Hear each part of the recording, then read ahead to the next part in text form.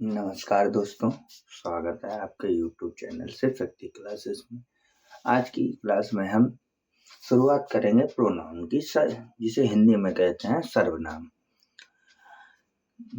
अपनी भाषा में जिसे अगर हम कहने का प्रयास करें, जैसे ये दो शब्दों से मिलकर के बना हुआ है प्रो प्लस नाउन, यानी प्रोनाउन। यानी नाउन का ही एक नया जो वर्जन होता है वो आपका क्या कहलाता है? प्रोनाउन कहलाता है। यानी नाउन के नए वर्जन को हम क्या कहेंगे? प्रोनाउन कहेंगे। इसी को अंग्रेजी भाषा में किस तरीके से परिभाषित किया जाता है? वो इस तरीके से परिभाषित किया जाता है, word used place of noun is called pronoun.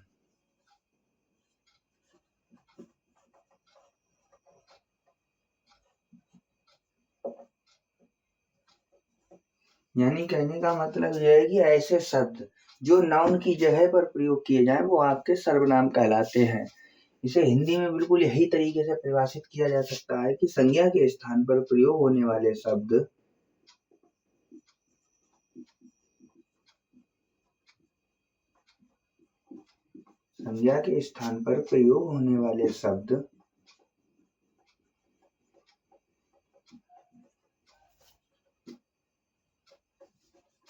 सर्वनाम कहलाते हैं।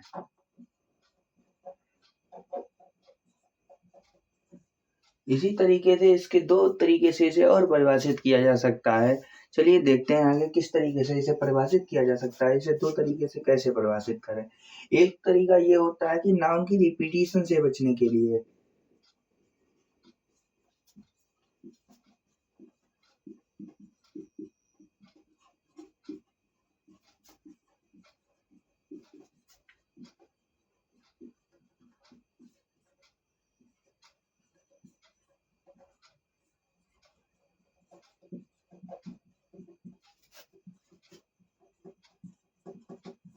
यानी नाउन की रिपीटिशन से बचने के लिए हम सर्वनाम का प्रयोग करते हैं। इसमें रिपीटिशन का मतलब ये होता है कि कोई चीज रिपीट होना, यानी कहने का मतलब कोई चीज दोबारा लिखना या दोबारा बोलना या दोबारा कहना।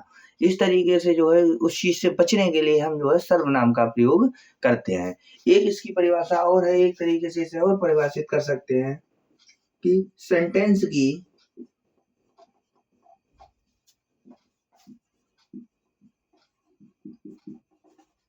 क्वालिटी को बढ़ाने के लिए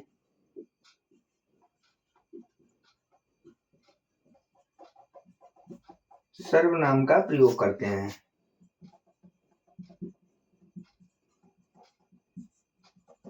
यानी कहने का मतलब ये सेंटेंस की क्वालिटी को बढ़ाने के लिए। अब आप इससे ही आपकी एक जो है परिभाषा ऊपर वाले से ही तीनों परिभाषाएं बन जाती हैं। सेंटेंस की क्वालिटी का मतलब अगर वही चीज, अगर वही नाउन हम हर सेंटेंस में बार बार वही नाउन लिखें तो सेंटेंस की क्वालिटी ऑटोमेटिकली डाउन हो जाएगी। इसलिए उस क्वालिटी को बना रखने के लिए, उस क्वालिटी को बढ़ाने के लिए हम जो है किसका प्रयोग करते हैं? सर्वनाम का प्रयोग करते हैं।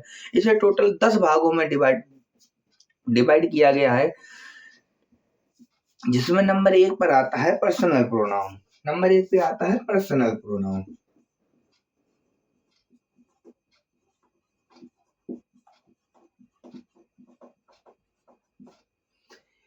अब ये नंबर 1 पर जो पर्सनल प्रोनाउन आता है उसको हिंदी में हम बोलते हैं पुरुषवाचक सर्वनाम। उसे हिंदी में क्या बोला जाता है? पुरुषवाचक सर्वनाम।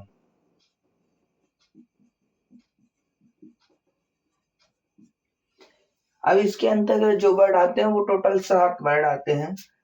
चलिए देखते हैं वो कौन कौन से वर्ड आते हैं। नंबर 1 पे आता है ही,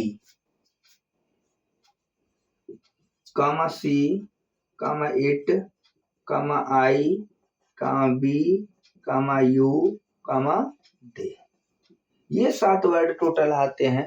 यही आपके जो है प्रोनाउन में पर्सन, जैसे आप डायरेक्ट और इनडायरेक्ट बनाते हो तब पर्सन के रूप में ही पर्सनल प्रोनाउन का यूज किया जाता है, जिन्हें 3 भागों में बांटा जाता है, फर्स्ट पर्सन, सेकंड पर्सन और थर्ड पर्सन। जिसमें फर्स्ट पर्सन में बताए जाते हैं आई और बी, सेकंड पर्सन में यू बताया जाता है और ही सी इट को थर्ड पर्सन में कन्वर्ट किया गया है। इसी तरीके से नंबर 2 पे आपका आता है रिफ्लेक्सिव प्रोनाउन, जिसे आप हिंदी में बोलते हैं निजवाचक। नंबर 2 पे आपका आता है रिफ्लेक्सिव प्रोनाउन।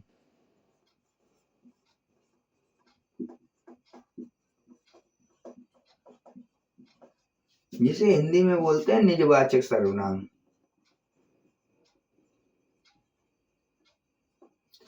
अब इसमें सबसे बढ़िया पहचानने का सबसे अच्छा तरीका यही है कि जो पर्सनल प्रोनाउन होते हैं इन्हीं के ऑब्जेक्टिव केस में अगर हम सेल्फ जोड़ते हैं तो हमारा जो है वो रिफ्लेक्सिव प्रोनाउन बन करके तैयार हो जाता है। जैसे ही का ऑब्जेक्टिव केस क्या होता है, हिज, और इसी में अगर हम सेल्फ जोड़ दें, यानी क्या जोड़ दें, सेल्फ जोड़ दें, तो हमारा ये आपका प्रोनाउन जो है रिफ्लेक्सिव प्रोनाउन बन जाता है। इससे क्या सिद्ध होता है कि पर्सनल प्रोनाउन का, यानी पी डॉट पी यानी पर्सनल प्रोनाउन का ऑब्जेक्टिव केस में जो है अगर हम सेल्फ जोड़ दें, क्या जोड़ दें, सेल्फ जोड़ दें, तो आपका जो है रिफ्लेक्सिव प्रोनाउन बनकर तैयार हो जाता है। ऐसे ही इसी तरीके से नंबर 3 पर आता है एम्फैटिक प्रोनाउन, जिसे आप हिंदी में दृढ़तावाचक बोलते हैं। इसमें भी बिल्कुल उसी तरीके से प्रोसेस है, बस थोड़ा समझने की जरूरत है। जैसे नंबर 3 पे आपका आता है एम्फैटिक प्रोनाउन।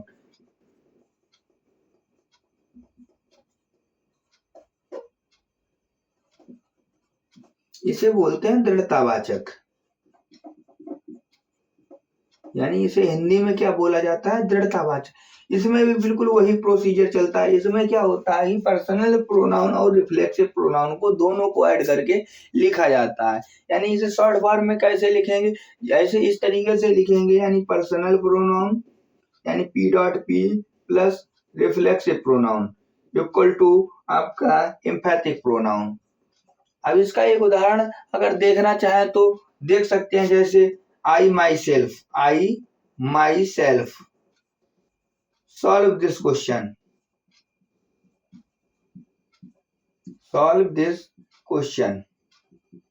अब देखिए, इसमें देखिए आई भी लग गया है, आई आपका पर्सनल प्रोनाउन है और माई सेल्फ जो दिया गया वो आपका रिफ्लेक्सिव प्रोनाउन। तीनों को मिला करके हमने लिख दिया है, उसे हम क्या कहेंगे, एम्फैटिक प्रोनाउन। इसी तरीके से नंबर 4 पर आता है रेसिप्रोकल प्रोनाउन।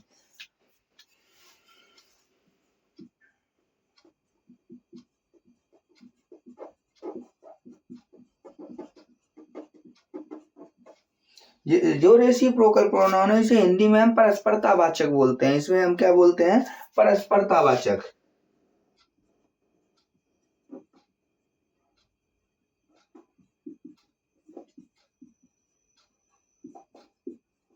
इसे हम हिंदी में बोलते हैं, यानी रेसिप्रोकल प्रोनाउन को हम परस्परतावाचक बोलते हैं।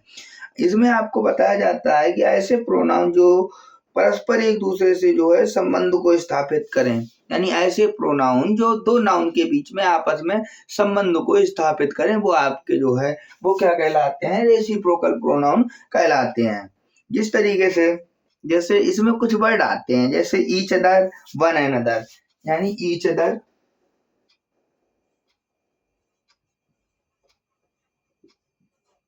One another.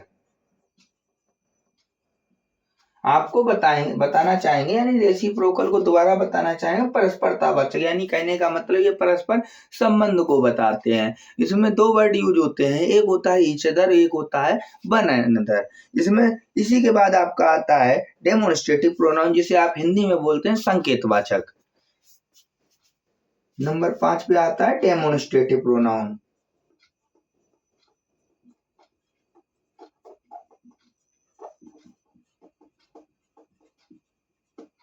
जिसे आप हिंदी में बोलते हैं संकेतवाचक। अब यहाँ से संकेतवाचक से ही आपका सीधा सा दिख रहा होगा, यानी कहने का मतलब डेमोन्स्ट्रेटिव प्रोनाउन वो होते हैं जो परस्पर किसी की ओर इशारा करें, यानी संकेत करें। इसके जो वर्ड आते हैं वो आते हैं, जैसे दिस, डैट, दीज, ये वर्ड इसमें जो है यूज किए जाते हैं, यानी दिस, दैट, दीज। इसी तरीके से आपका नंबर 6 पर जो है, नंबर 6 नंबर 6 पर आपका आता है इंडेफिनिट प्रोनाउन, जिसे आप अनिश्चितवाचक बोलते हैं। नंबर 6 पर आपका आता है इंडेफिनिट प्रोनाउन,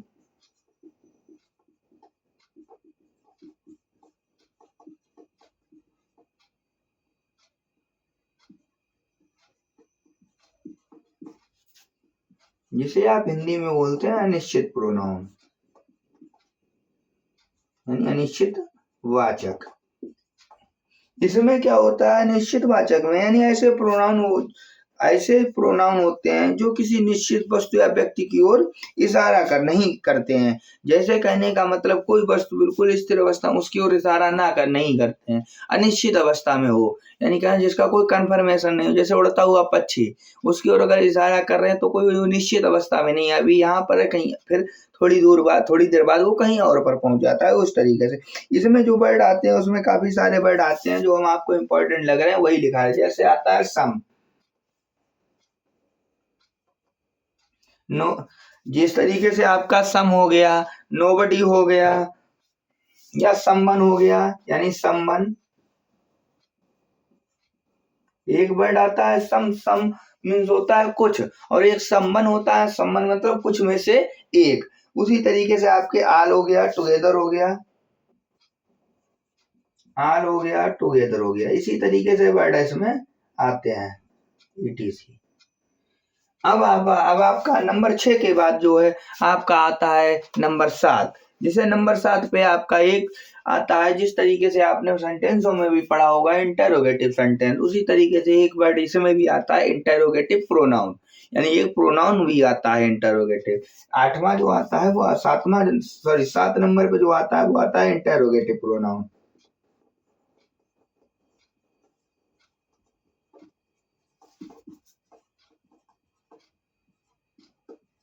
इसे बोलते हैं प्रश्नवाचक सर्वनाम। इसे हिंदी में क्या बोलते हैं? प्रश्नवाचक सर्वनाम। यानी कहने का मतलब ऐसे नाउन या मतलब प्रोनाउन, ऐसे प्रोनाउन जो प्रश्न पूछने का काम करें, वो आपके इंटरोगेटिव प्रोनाउन कहलाते हैं। जैसे who, where, who, where, what, इस तरीके के जो शब्द आए जो प्रश्न पूछने का काम करें, और उनके साथ में कोई ना कोई प्रोनाउन जरूर उपयोग हुआ। और कौन सा प्रोनाउन उपयोग हुआ? वो आपका उपयोग होगा पर्सनल प्रोनाउन।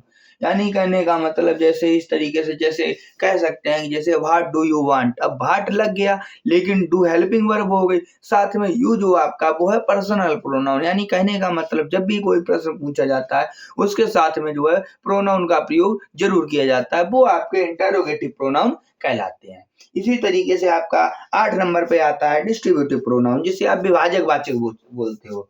नंबर 8 पे आता है आपका विभाजक वाचक, यानी डिस्ट्रीब्यूटिव प्रोनाउन।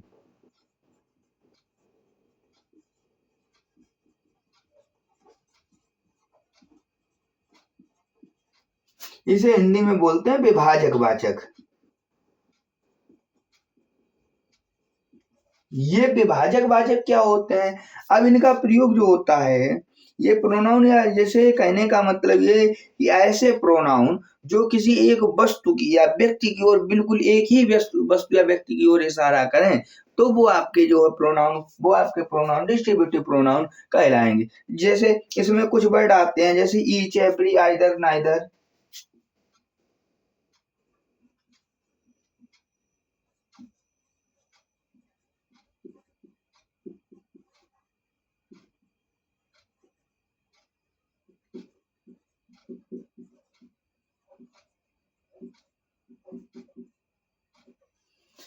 यानी कहने का मतलब है ये प्रोनाउन ऐसे मतलब सिंगुलर भी होते हैं। कहने का मतलब ये है यहाँ पे एक पहचान जरूर आती है। आती क्या है, यहाँ पर जो स्पोर्टिंग एरर आते हैं कॉम्पिटेटिव लेवल में या फिर 12th लेवल पे जो आते हैं, वो गलत सेंटेंस दिए जाते हैं जिसे करेक्ट द सेंटेंस बोलते हैं, यानी सेंटेंसों को सही करने के। तो ये वर्ड ऐसे दिए जाते हैं, इनके साथ में जो हेल्पिंग वर्ब होती है वो आपकी कैसी आती है, प्लूरल की लग के आती है, जिन्हें आपको जो है कट करके सिंगुलर वर्ब का प्रयोग करना होगा। यानी कहने का मतलब ये है कि यह जब भी ईच, एवरी, आइदर और नाइदर इस तरीके के शब्द मिल जाए तो उनके साथ वर्ब हमेशा कैसी लगेगी, सिंगुलर, यानी एक वचन की ही लगेगी। आगे पढ़ते हैं।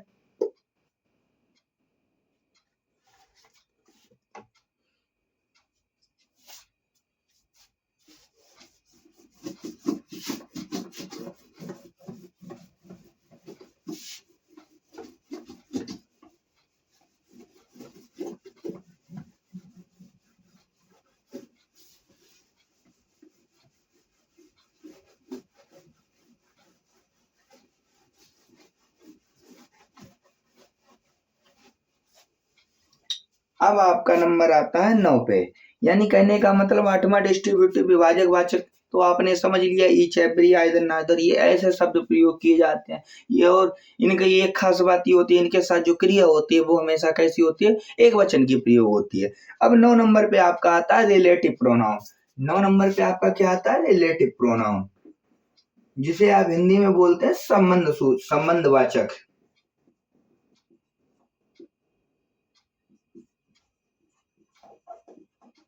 जिसे आप हिंदी में क्या बोलते हैं, संबंधवाचक। यानी कहने का मतलब अब यहाँ से संबंध का मतलब होता है रिलेशन, यानी कहने का मतलब ये, यानी रिलेटिव जो बना हुआ है वो रिलेशन से ही बना हुआ है। यानी दो नाउन के बीच में जब संबंध को बताया जाएगा, यानी दो नाउन जो होंगे उनके बीच में जब संबंध को बताया जाएगा, वो आपके जो है उनके साथ में जो प्रोनाउन प्रयोग हुआ वो आपका रिलेटिव प्रोनाउन प्रयोग होगा। यहाँ पर खास बात ये है इसमें सबसे बड़ी, कि यहाँ पे जो जैसे इस तरीके के वर्ड जो है पहचानने के लिए, जो जैसे व्हाट, who, where, etc, यानी कहने का मतलब ये है, इंटेरोगेटिव प्रोनाउन पढ़ा था, इंटेरोगेटिव प्रोनाउन और रिलेटिव प्रोनाउन में अंतर समझ लें, क्योंकि रिलेटिव प्रोनाउन के शब्द और इंटेरोगेटिव प्रोनाउन के शब्द बिल्कुल एक समान होते हैं। इनकी खास पहचान ये होती है कि अगर इंटेरोगेटिव प्रोनाउन दिया गया है आपका, तो वो सेंटेंस के जो WH वर्ड दिए जाएंगे वो सेंटेंस के शुरुआत में दिए जाएंगे। कहाँ पर दिए जाएंगे, सेंटेंस के शुरुआत में। लेकिन रिलेटिव प्रोनाउन में क्या होता है, यही जो वर्ड WH वर्ड होते हैं वो बाकी के बीच में दिए जाते हैं, यानी बीच में दे करके उन दो नाउन या प्रोनाउन को मतलब दो वाक्यों के संबंध को बताते हैं। जैसे उदाहरण के तौर पे जैसे कह दिया, यहीं पे इसका एक उदाहरण देके बता रहे, it is you who stolen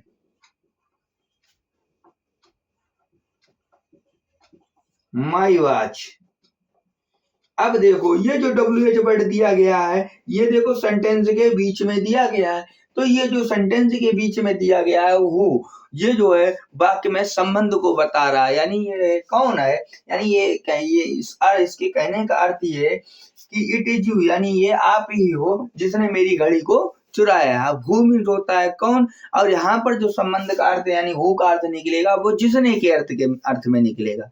अगर यही बात अगर इंटरोगेटिव प्रोनाउन में पूछी गई होती तो इस तरीके से ये वाला सिस्टम बिल्कुल रिलेशन वाला हटा दिया जाता। हु स्टोलन माई वॉच, यानी मेरी घड़ी किसने चुराई है। तब ये जो WH वर्ड दिया गया है, ये जो आपका इंटरोगेटिव प्रोनाउन का वर्क कर रहा है। अब नंबर 10 पर आता है एक्सक्लेमेटरी प्रोनाउन। नंबर 10 पे क्या आता है, एक्सक्लेमेटरी प्रोनाउन। यहाँ पर रिलेटिव प्रोनाउन में एक नोट डाल के जरूर लिख लेना, जिसमें जो है आपको बताया जाता है कि WH वर्ड का प्रयोग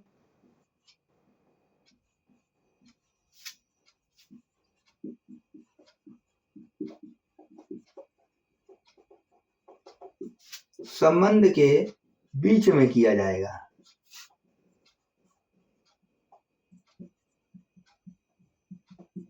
इससे आपको ये चीज कंफर्म हो जाएगी, यानी कहने का मतलब ये WH वर्ड का जो प्रयोग हुआ है वो अगर सेंटेंस के बीच में हो रहा है तो वो रिलेटिव प्रोनाउन का काम कर रहा है। अगर यही चीज सेंटेंस के शुरुआत में प्रयोग होती तो वो इंटरोगेटिव प्रोनाउन का वर्क करता। आगे देखिए नंबर 10 पर आता है एक्सक्लेमेटरी प्रोनाउन, जिसे आप विस्मयवाचक बोलते हैं। नंबर 10 पर आपका आता है एक्सक्लेमेटरी प्रोनाउन।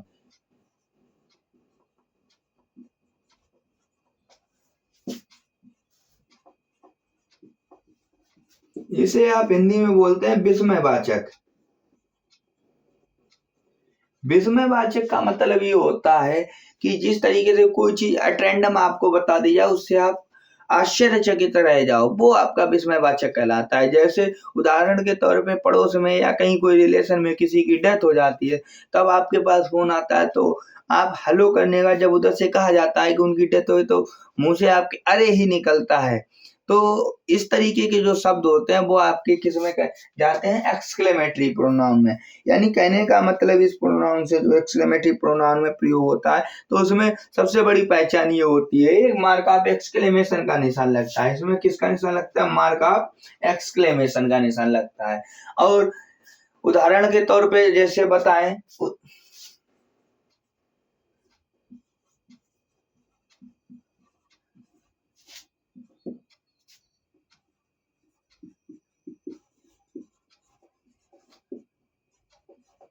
जैसे ये लिखा हुआ व्हाट अ ब्यूटीफुल गर्ल। अब यहाँ पर जो है व्हाट का प्रयोग किया गया, लेकिन इसके साथ मार्कअप एक्सक्लेमेशन का निशान लगा हुआ, तो ये एक्सक्लेमेटरी प्रोनाउन का काम करेगा।